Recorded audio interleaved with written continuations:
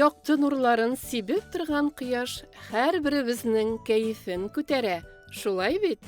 Беренче карашка кояш безгә яссы һәм кечкенә булып күренә. Ләкин чынлыкта ул шар формасында һәм бик зур. Ул без яшәгән планетага җиргә караганда 1 миллион тапкыр зуррак. Кояшның диаметры 1 миллион 393 мең километр. Кояш бик кайнар, аның температурасы 6000 градус. Кояш чып-чын йолдыз ул. Әйе, без төнлә күрә торган йолдызлар кебек.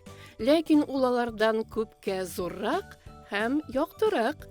Кояш бик борынгы йолдыз. Галимнәр исәпләвенчә, аңа 4,5 миллиард яшь. Безгә кояш сары булып күренә. Без хәтта аны сары итеп ясарга күнеккән дә.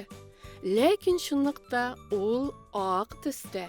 Кояшның ак нурлары җир атмосферасы аша үткәч, безгә сары булып күренә башлый. Ә менә космостан караганда, кояш барлык йолдызлар кебек үк ап-ак төстә. Син беләсеңме? Кояшның тарту көче җирнекенә караганда 28 тапкыр көчлерәк. Мәсәлән, 30 килограммлык баланың авырлыгы кояшта 840 килограмм булыр иде. Кояшта да таплар була дигән мәкаль бар. Ул һәркемнең дә бер җитешсез ягы бар дигәнне аңлата. Син беләсеңме? Кояшта дөрестән дә таплар бар икән. Алар кояшның түбәнрәк температуралы урыннары. Кояштагы гадәти температура 6000 градус булса, бу урыннарда 4000 градус. Кояш безгә нәрсәгә кирәк соң?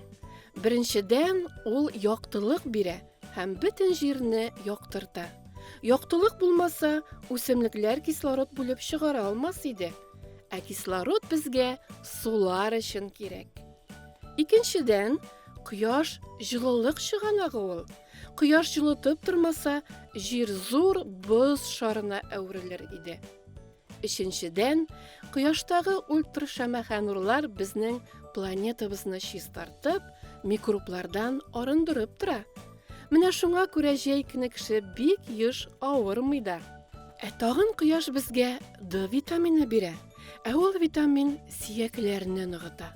D витамины булмаса, сөякләребез без атлаган саен сынып торыр иде. Менә шундый икән ул күктәге якты кояш.